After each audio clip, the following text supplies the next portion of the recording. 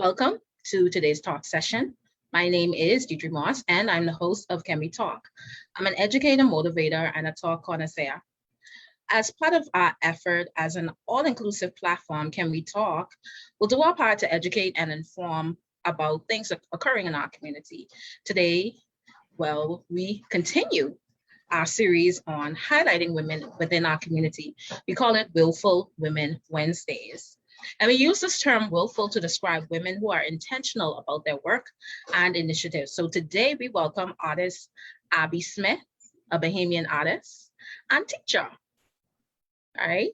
So at this time, I will pass the virtual mic to her to have her introduce herself.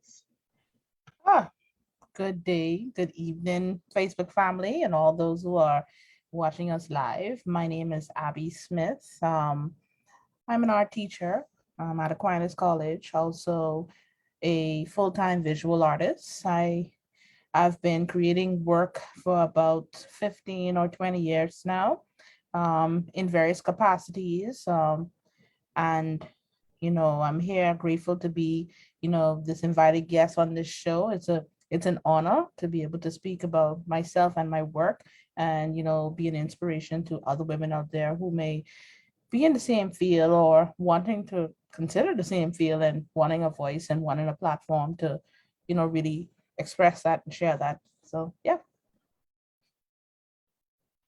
Awesome. Welcome and thank you, Ms. Smith. Thank you for that introduction. Can we talk Willful Women Wednesdays? That's a lot of W's. That's a tongue twister. Okay, so we're gonna get back into our session. We're gonna talk about your background. So can you tell us a little bit about yourself? Okay. As I began with my initial statement, I am an artist and a full-time teacher. Both of them are full-time. They go hand in hand. I've been at Aquinas College for about 3 years. Prior to that, I was at the National Art Gallery of the Bahamas doing community outreach. And prior to that, I was living abroad, just doing various things because I have a background in international relations and diplomacy and cultural development. And so, of course, doing work related to that. But while at the National Art Gallery, I was doing a bit of community outreach where my main goal was really to get the word about art and culture, Bahamian art and culture out there to the wider community, to more or less infiltrate the schools to really get them to understand that, that there was a national institution that was solely dedicated to educating and also engaging the Bahamian people and the public at large, and also encouraging them to have ownership of things that are theirs, and then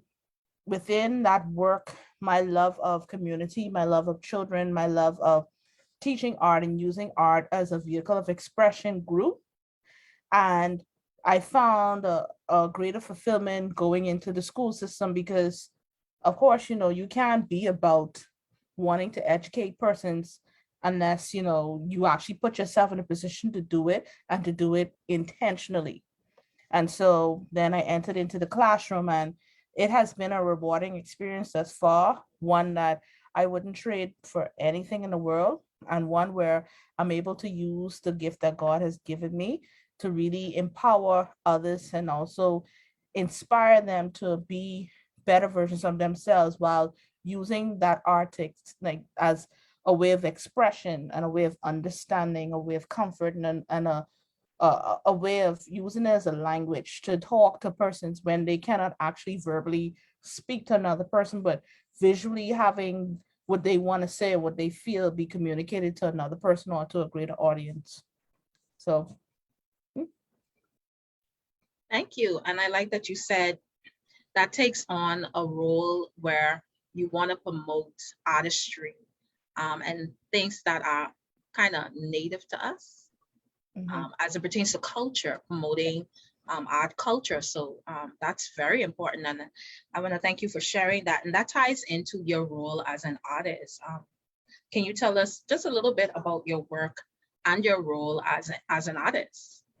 My work is colorful. I am a colorful person. I have a colorful personality. Anybody who has come into contact with me can say to you, yes, Abby is a bit eccentric, but eccentric in a way of, my energy, it cannot be matched. Okay. I cannot walk into a space and not leave a piece of myself there because I don't know who needs it.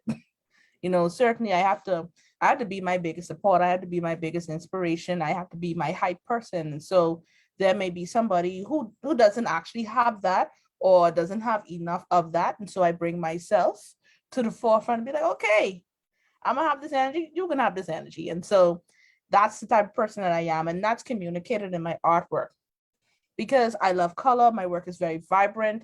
It's also very, yet again, the word intentional, very intentional with the message of reflection. Because a lot of my work, you would see, if you talk visually, not just feeling, but visually, you would see women, or you would see women like in positions of like exhalation, or a bit of reflection, because I often talk about the plight of women and also the plight of children and the lack of support, and always trying to bring that color, that energy, and also trying to communicate that and bring engagement. Because oftentimes we look at artwork, if it's too dark, if it's too drab, we're not attracted to it.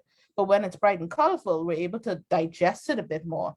And so when you look at my work, you're like, oh, I get it, but boy, she really talking about some serious stuff.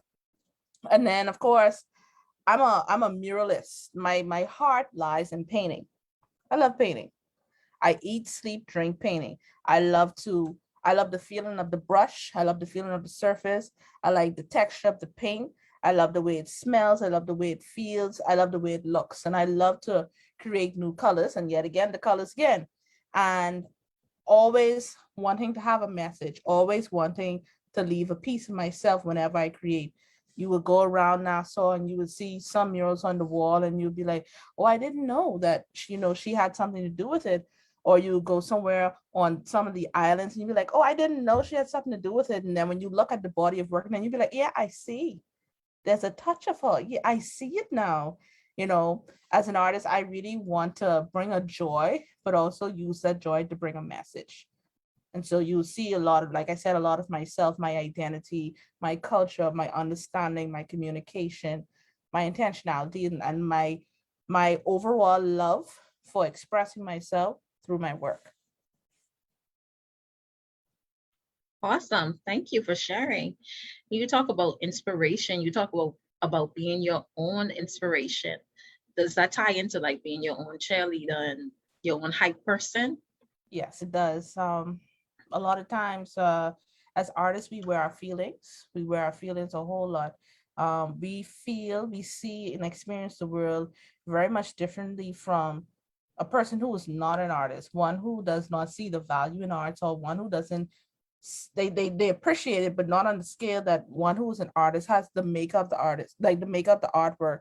The person who sits there and goes through a process to think out, how am I going to be able to tell you this story? How am I going to get you to engage yourself within my work?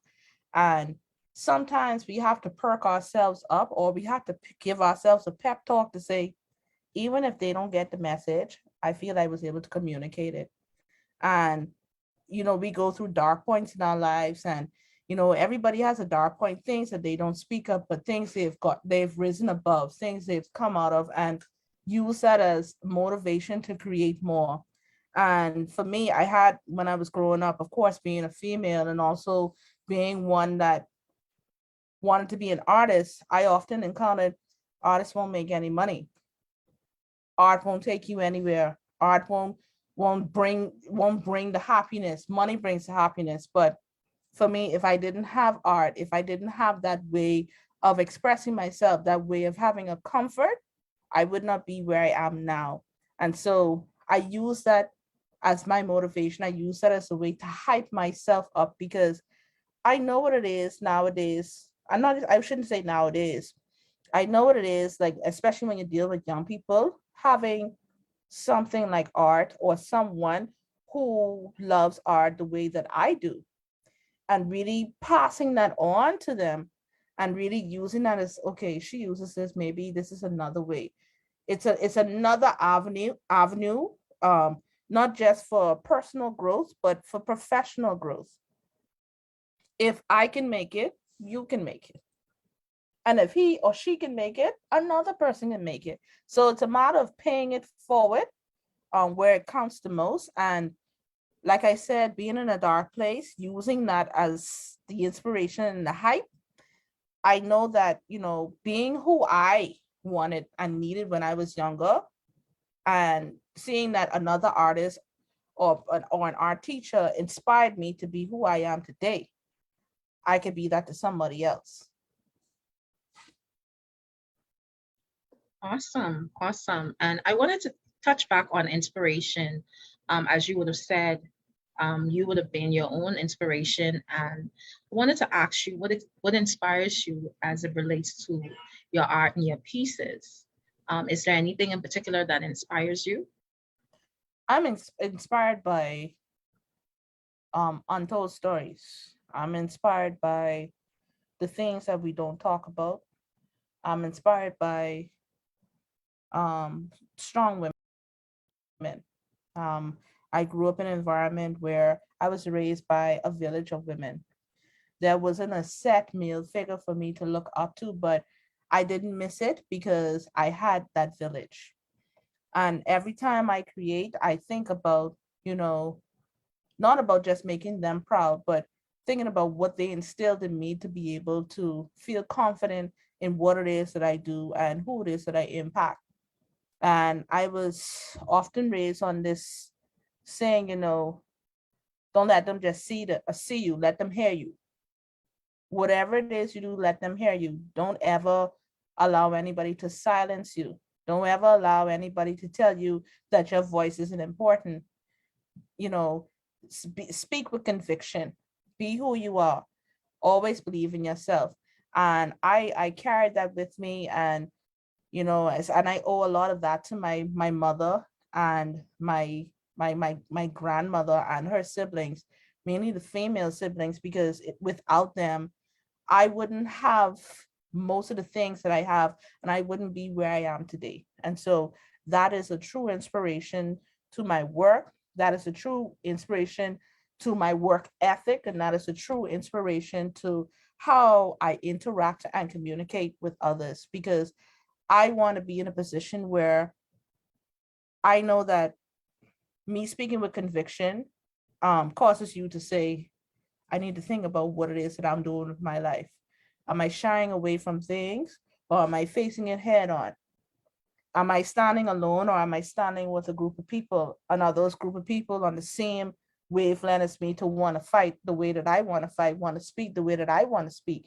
And so my inspiration comes from the fact that even when I fall down, I get back up. Even if I dusty, I still gonna fight. Even if I feel hurt, even if I have something that's broken on me, even if I am not 100%, the fact is that I'm still going to find that strength to be a fighter, to fight at all costs. Awesome, awesome. So you were inspired by a village. Yes. A village of women. Awesome. And can you share any of your work? I know you would have worked on different art pieces. And can you share some of the work that you've already done? I am going to go and play the video as pertains to your recent piece, but okay. Have you, any other art pieces before that one you would like to highlight or talk about?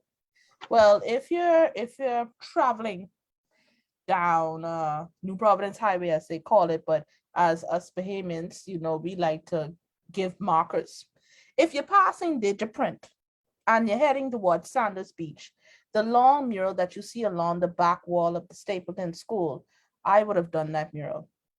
That was the 2020 Central Bank overall winning piece, and that spoke to mental health and children, and talking about how John Canoe is a cultural unifier that doesn't discriminate based on who you are, where you're from, what you do, who's your family, or anything like that. John Canoe unites us all. All we have to do is hear one lick of the drum, and all of a sudden we start moving. That you feel that rhythm in your chest. You start to get that movement in your body. And then, of course, when you bring in the visual aspects of it, the moment you see that color, the moment you see the flickering of the gems, the moment you, and as an artist, the moment you see that design, and that comes from a flat paper to a three-dimensional object, the moment you look at those dances and see how I would say charismatic and how rhythmic they are in like expressing themselves with the beat of the drum and the sound of the brass and the slight tone of the whistles, all of these things, all of those things, the components of John Canoe encourages everybody, like no matter who experiences it, it still brings us together. And that particular piece is important to me because I will not only wanted to highlight mental health, but institutions that dealt with mental health. And the Stapleton School faces, a lot of people, the stigma attached to the Stapleton School is, oh, if your child go, there's something wrong with your child. But no, listen, those persons at the Stapleton School from top to bottom have worked tirelessly to develop and assist with those who people would consider not equal to a normal functioning Bahamian or altogether human being, and the work that they put in and day out with those beautiful children and adults, it needs to be recognized. It needs to be recognized often. And I want to show how children are very honest. Children are, they're very unique. Of course, they're daydreaming in the classroom. And all of a sudden, they're looking at the other kids outside who they consider to be normal, experiencing John Canoe. And then all of a sudden, they're transformed into John Canoe costumes, taking on their different parts in John Canoe, the music, the dance, the costumes, even often turning into spectators. But it's a whole storyline that's going along the wall, and it's a celebration. Of course, when you pass and you're like, oh, Jesus, plenty color, eh? Until you start following the wall and you realize, oh, this is a story, like, oh, and then when you find out more about what the story is about, you're like, okay, I get it. And that piece holds there to me because I had my students who would have graduated in June. I had my students assist me with that project because I wanted them to understand the whole point of artists, like the artists who are successful. It doesn't mean that it's always about money. It's always about working in the community and giving back. Always remembering that everybody can benefit in some way, shape, or form from the work that you do. And I wanted them to put themselves in a position to work with kids with special needs and understanding that there really aren't any differences other than brain function. And even that, you cannot tell anything because the love of art, the love of John Canoe, the connection, the unification really brought that wall to life because there were various persons working on that particular wall, and persons were coming off of the street and working on that wall. We would have people blow their horns and come and park and give us water. And we would have persons come and take photos. We'd have tourists pass by, wanting to know what's going on. And so it was a mural that everybody had a hand on. And I was so happy that, that artwork was something that gave people an understanding and a greater appreciation, not only of, the love of art and the love of John Canoe, but an appreciation for the institution, something that they would consider so minute, that something so, it's just a school. It's just a school for special children. And no, it's not that. It's a school. It's educating. It's assisting with the upbringing of an individual. Go ahead, sorry, go ahead, continue. No. But I'm really glad that you mentioned that. But I was looking at the comments and I just want to say, Willie Williams, I want to thank her for joining us. She's saying Abby. Let's see what her comment. Let me just go to her comment quickly. Anyway, I'll come back. I'll come back. But I want to thank you for sharing that about the mural. Because so many times, I mean, myself, I've seen it myself, but I didn't know the story behind it. So I want to thank you for sharing that and also talking about diversity and the importance of that school and the stigma that you talked about that is attached to the school as well. And the students who work so hard, just like other students, it's a great school. So I want to thank you for talking about the diversity and the kind of the inspiration behind the mural at that school. So now, at least for me, passing by, I now know and I understand, the inspiration behind it. It's not just a painting, but hey, there's actually some work, there's actually something behind it. So I want to thank you for sharing that. And I'm going to get back to Willie's comment. I think I interrupted you, so I don't want to interrupt you. No, that's fine. That's fine. That's fine. You can share the comment.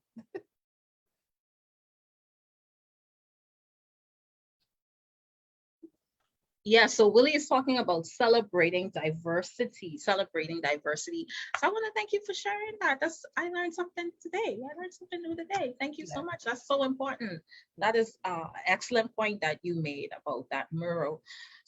Sorry. So I want to play that video for your recent piece, right? Yeah. I want to play that video. Let me just pull that up. See if I can share that. I believe I have to go to, I believe you have it up on your page. I'm gonna just try and open that up and share that. Give me a, okay. I think I'm good with technology sometimes, but sometimes I'm not that great. Okay, so I'm gonna share that. Let me share. Okay, I'm just gonna open it up. Okay, this is the video here, right? Okay, so I'm gonna open it up and play it from the beginning.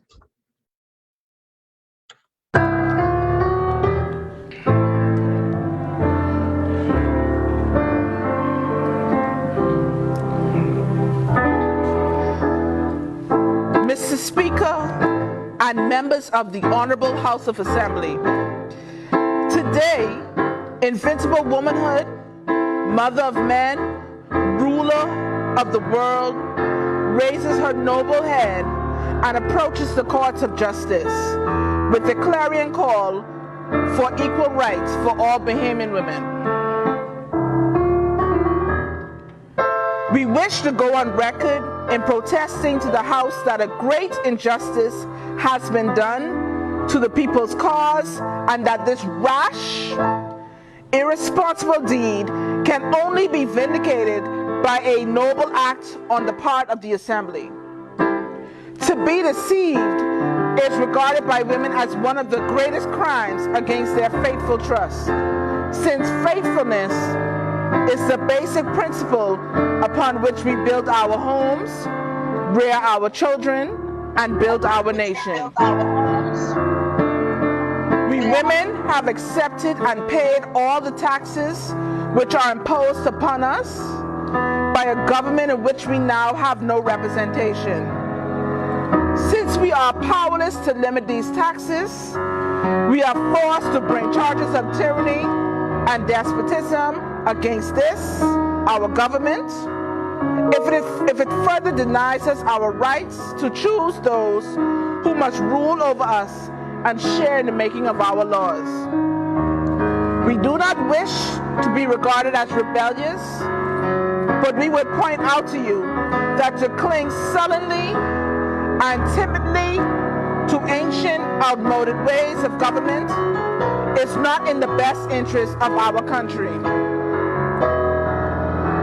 We women press this demand and ask such an enactment on the basis of not who is right, but what is right for our country. We judge expediency only on this basis. We seek no compromise. There is no alternative. We abhor any delaying action. We women ask only that you gentlemen move now to secure the rights of 54,000 women, including your wives and daughters. Mr. Speaker and members of the Assembly, putting aside our grievances, we women raise our hearts and heads to loftier things our willingness and readiness to participate as full citizens in the affairs of our country. We women are ready, willing, and able. You must no longer deny us our rights.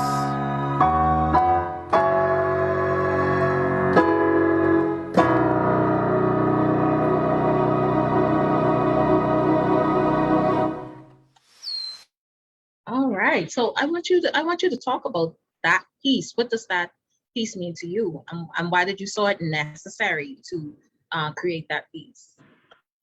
Well, I mean, we didn't show the full clip, but the piece itself spoke to a research that I am currently involved in, which is finding out more about what the women in my family have done for the country as a whole.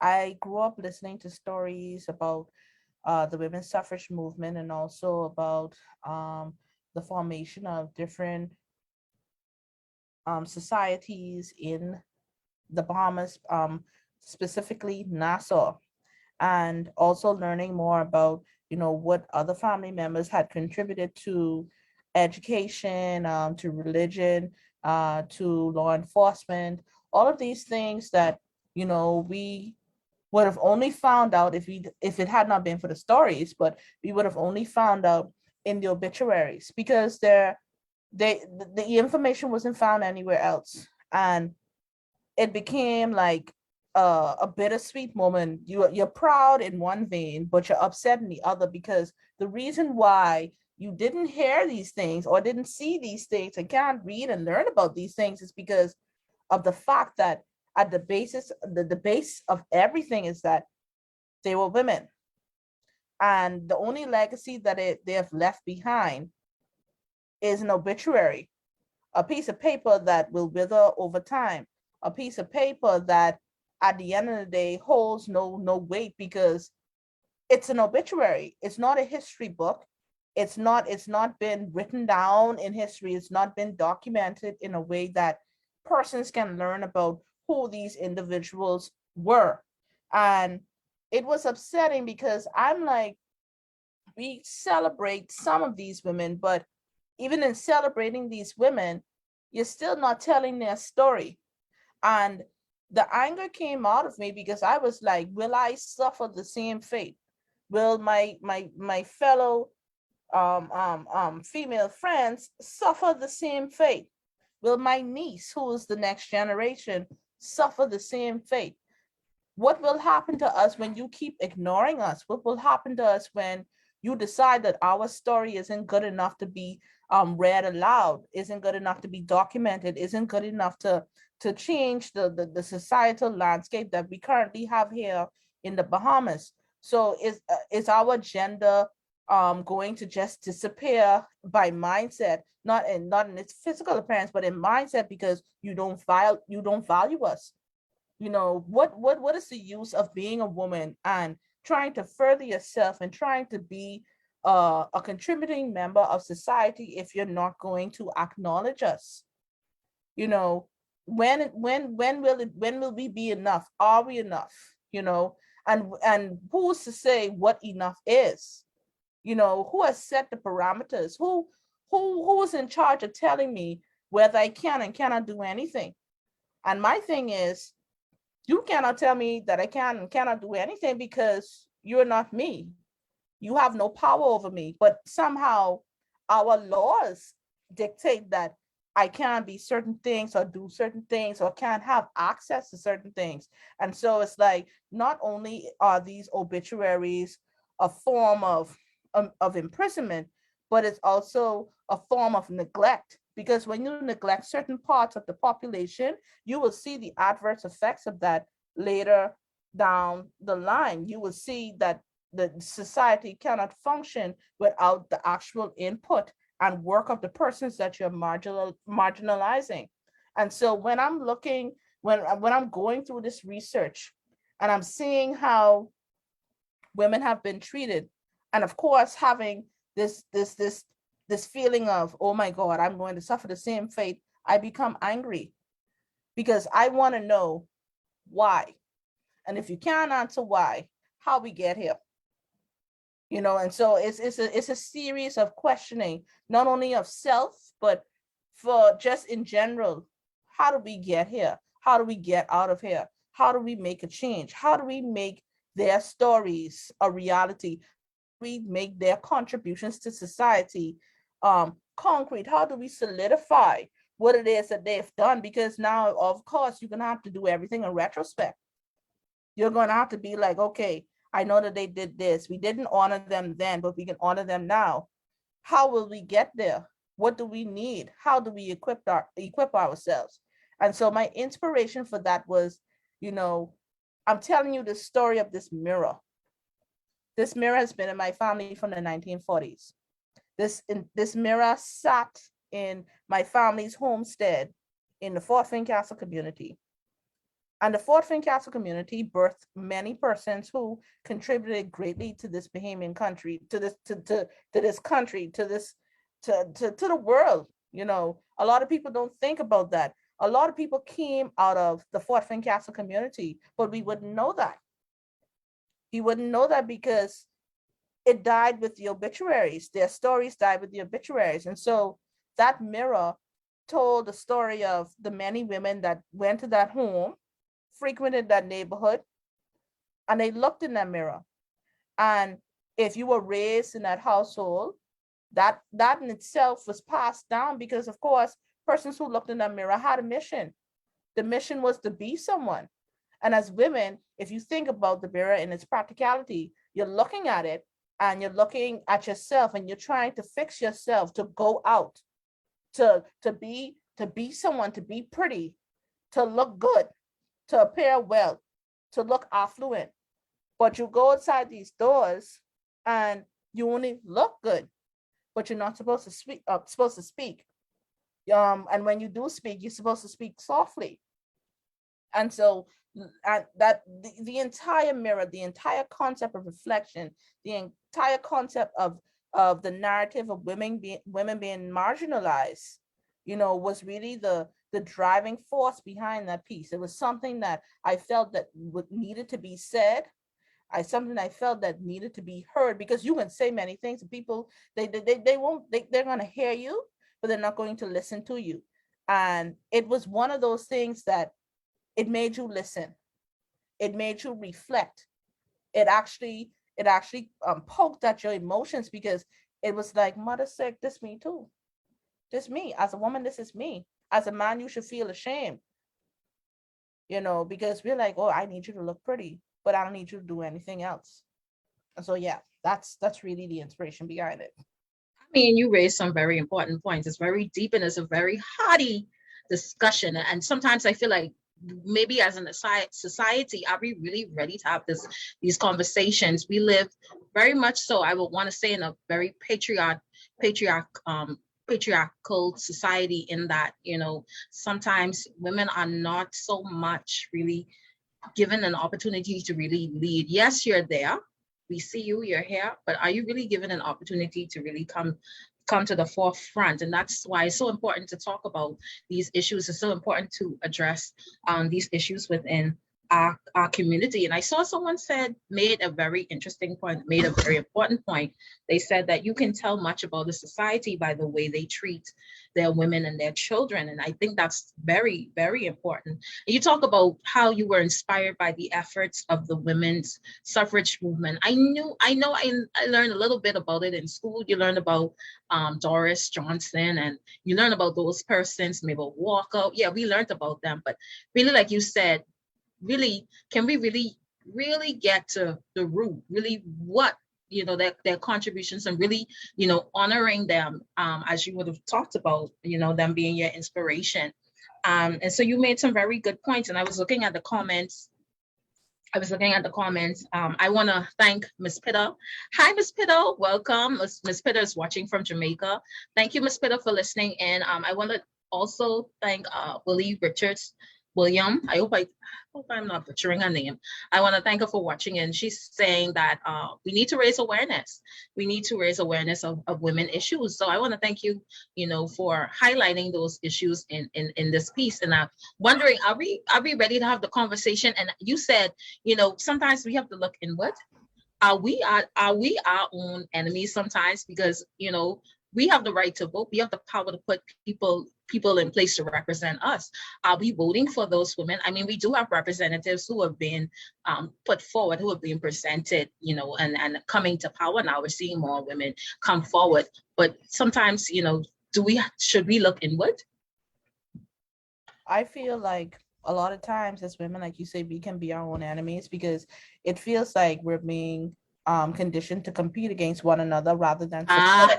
Yes. Ooh, So powerful. Yeah. I think often that, because of that conditioning, where even if there's an impetus to want to do it, there's still this fear of I still have to be better than that other woman because I want to be seen, instead of, sis, how can we help each other out so all of us can be seen? And we are ready for it. It's just the fear of it all. There's a fear of, like, saying, when you see yourself in the mirror, do you see yourself as a weakling, or do you see yourself as a force to be reckoned with? And if you see yourself as a weakling, you need to surround yourself by persons who can invoke that spirit of, it's me and it's us against the world, So instead of you're it's us saying we need against to one another. surround ourselves with mentors. Yes, with So in mentors. surrounding yourself with mentors, that's an excellent point. But in surrounding yourself with mentors, do we have mentors who are really willing to put themselves forward to mentor the generation behind them? Because I'm going to tell you, for me personally, I would have reached, I mean, there are times when you want to reach out to persons, but they're not willing to, they want to keep all the information to themselves. They're not willing to really, guide the next generation. So how do you find the balance in that step? You Listen, want to go ahead. listen, a true mentor, you don't have to go out and find them. You don't have to go up there and say, I want you to be my mentor. You will be placed in situations where you're able to discern whether or not that person means you and the persons around you well. You don't have to learn from somebody that has made a name out there. You learn by actions.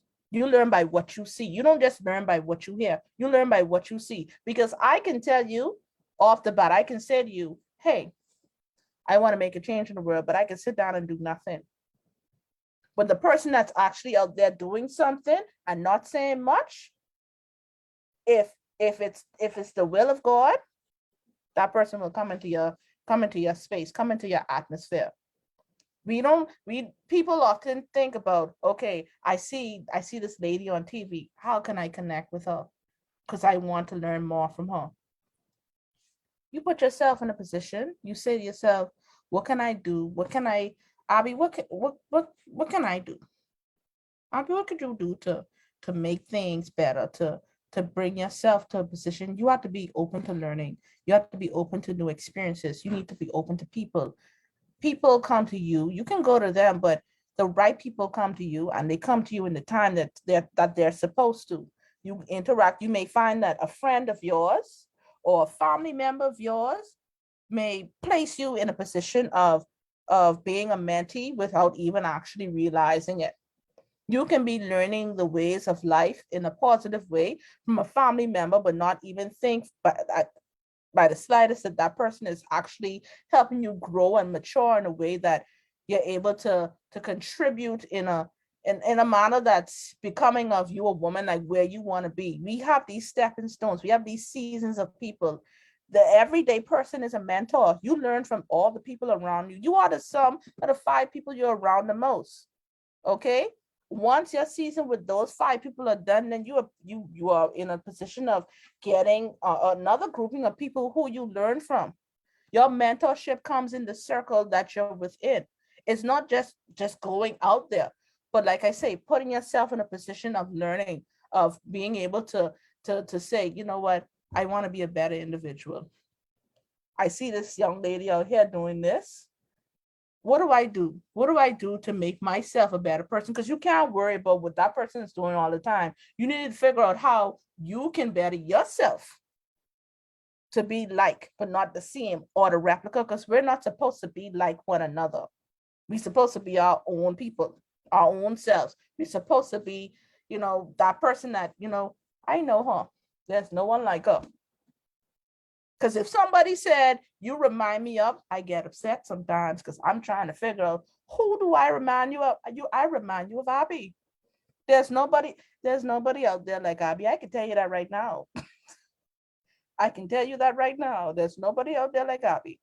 And so it's just the way you place yourself, placement in your life, timing, season, the will of God, all of these things. I tell persons, think about who you're around every day. Learn from them. They're learning from you. You might as well learn from them. I agree. I get you, Ms. Smith, but I also just want you to be mindful that, there are instances where we have in our community, we have some issues. We have issues in our community, okay?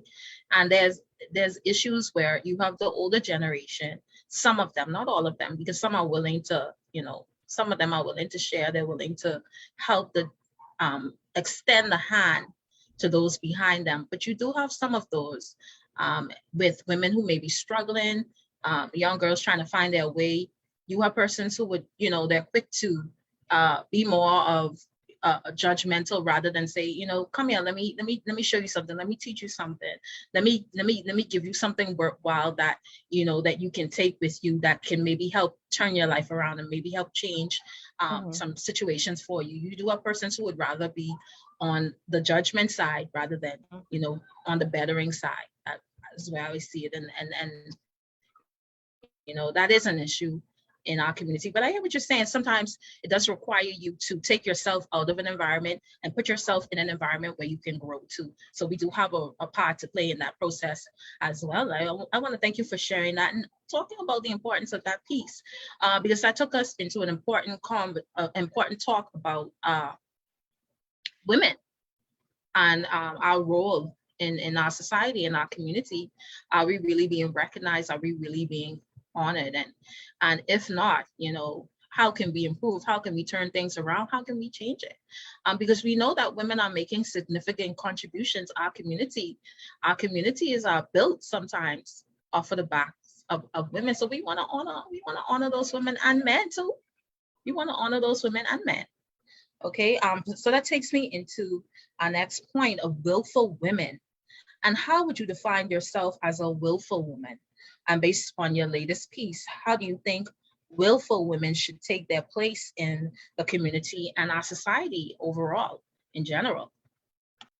Well, I consider a willful woman as one that's intentional, one that's deliberate in her actions, one that always seeks ways of change and not ways of regression or ways of always having to sit beside, as opposed to being in the forefront. Women have been relegated in a sense to being in the home and thinking that that's the only place that they're supposed to be. And there's nothing wrong with being in the home. Many women have built homes where the most successful of successful persons have grown up and have been exposed to such great things, and there's nothing wrong with that. But sometimes, depending on where you are and where you're from, that's the only thing that people strive for. And I'm often one to tell you, have your voice, say how you feel, let yourself be heard. Don't ever stop talking, don't ever stop fighting. And when it's getting tough, that's when you're getting there. Don't just think because, okay, I'm so tired of fighting. Okay, find a new way to fight. There's always our grandparents and, older individuals, there's more than one way to skin a cat. There's always a loophole. There's always a way to get your way. There's always a way to get change. There's always a way to break through. And the solutions are working together. As hard as a term that may seem, working together is a way in which we can find change. Nobody's an island. And like I said, and like you said, women have been conditioned to compete against one another. And it takes a coming together of minds and a lessening of egos for women to really come together and say, we want this for ourselves. We have to live in this society. We have to work in this society, but we also have to be honored and respected think about the generations that are to come? Do you always want it seen that, okay, at the end of the day, you can educate your daughter and you can give her all the things, equip her with all the things necessary to be successful. But is it enough to say that um, you've equipped her, but did you continue to support her in a way that she feels that if she was to fall, that somebody else will come right up behind her to lift her up and hold her hand and say, guess what? We're going back at this again. We're going to do this together. So it all takes that support system. A support system is very much necessary for us to move up that step, to move up those steps to get to where we need to be. It also takes a level of not like negative defiance, but like a defiance where you're like, you can't like this. No, you telling me in my head, I hearing yes, because that's what we need. That's what we want. This is what's for us. Because you have to be tired of people telling you that as a woman you can't get this, as a woman you can't do that. And I've heard I've heard a conversation amongst my students, and this young lady said to me, Miss Smith, my mommy said I can't be an artist because she say that one, as we know, it's not going to make any money according to them. Number two, being an artist is for males. Number three, she don't want me in no shock. And I tried to figure out how them three get together, you know. And she was like, because my mommy say, my sister used to be an artist and she ended up in the drunken shock and she have 5 children. And I'm like, what? I don't get it. I said, what her future became is not what's being written for you. You blaze your own trail. You walk your own path. You decide your future by the choices that you make today. If you choose to be an artist, you be the best version of the artist that you're supposed to be. And I said, and if it doesn't work out for you, listen to me. God will find a way to point you in the direction where you're supposed to be. But if your heart and your desire and your passion leads you to being an artist, my dear, go for it. I'm not going to be the person to discourage you. And that's where we come to the second point. We always wanted to discourage one another from doing things that we want to do to make ourselves better. Apart from the support goes hand in hand with encouragement. I could support you and say, yeah, I'm gonna ensure that you're able to become an artist. But do we say, guess what? I like your work. Let me buy your work. Let me showcase your work. Let me pass on a word about your skill set. Let me introduce you to persons who will assist you with bringing up your brand. But it's always, yeah, she draw that little thing over there. I mean, I didn't only get it because, that's what she said she want to do. But I want my child to be a doctor. I want my child to be an accountant. I want my child to be a nurse. I want my child to be anything but an artist. And the only reason persons don't want you to be an artist because they don't understand what being an artist is. Everyone is an artist. Any tool, anything that you can imagine required an artist.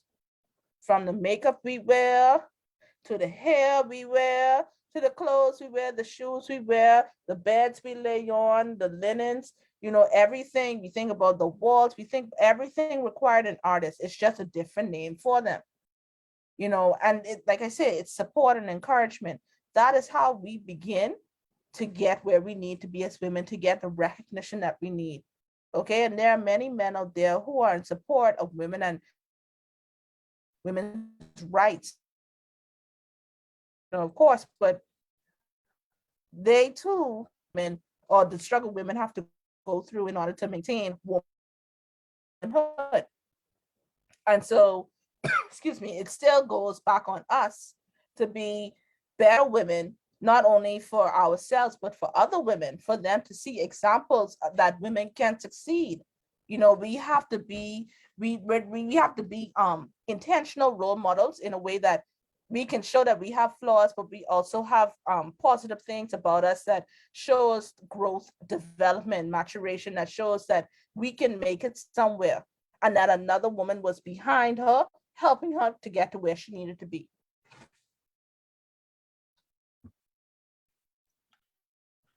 Thank you. I want to thank you for sharing that, and your view of what a willful woman is, someone who is intentional about her efforts.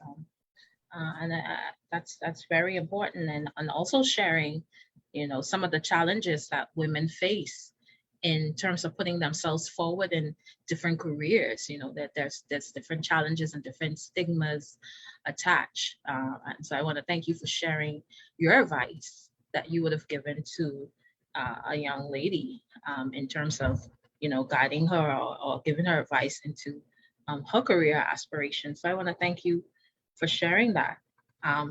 And so I wanted to ask if you have any additional comments you would like to add. I'm not sure I have any additional comments, but you know, just a word of advice to just never stop. You know, like I say, when it gets hard, don't stop because you're just right there. Success is right there. You know, breaking the mold is right there. You know, making an impact is right there. Whether it's in your job, it's in your home, in your community, you just never stop trying to fight for better.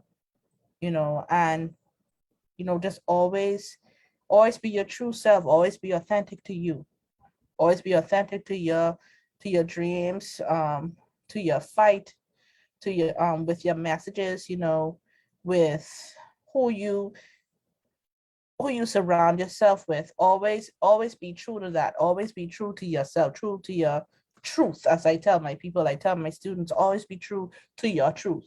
Whatever you consider your truth to be true to that. Live, speak, and I say love with conviction. Powerful words. Ms. Smith, those are powerful words. Do you have a page you would like to share? Well, I have my website. You can take a look at my website. It's just a series of artwork and also services that I offer, but more so my artwork. That's bbytheartist.com. And you can find the same on Facebook, Abby the Artiste. It'll appear, a paint splash. You'll see it, you can't miss it. The Instagram is the same thing, you know. Gotta love yourself. Agreed. So I wanted to share that because I didn't get to share the ending part of the video with the little girl. There's a little girl at the end, right? Mm-hmm. Yeah. Let me see if I can pull that up again. I think I have to. I think I took that down, but I know it was on your page. Okay. I have it here. Let me share that aspect because I didn't share the end of it. Just pull that up. Okay, there it is. Okay.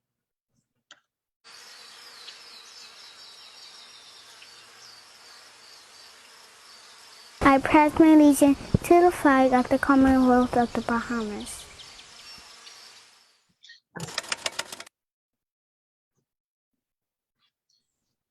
Okay, that's the ending of it, but it's very, very powerful stuff. So again, I wanna thank you for sharing with us today and being a willful woman, right? So I want to thank those who are listening to our talk, those who commented today. Again, thank you, Ms. Williams. I don't want to butcher your name anymore, but you know who you are. Thank you for commenting. She was like cheering you on, Ms. Smith. She was cheering you on. I'm not going to butcher her name. Ms. Pitter from Jamaica. Hi, Ms. Pitter. Thank you for joining us today, and I hope you got some good stuff from this talk today. I would like to thank our guest, Abby Smith, for joining us today, and I would like to thank again our viewers for listening in. Like our page for future notifications of upcoming discussions. Comment under our videos. Let us know your thoughts and let us know what you want us to talk about. You can also subscribe to our YouTube channel, Can We Talk? Follow us on Instagram and Twitter using the addresses provided on our page. So with that, thank you, and can we talk? Thank you. Thank you.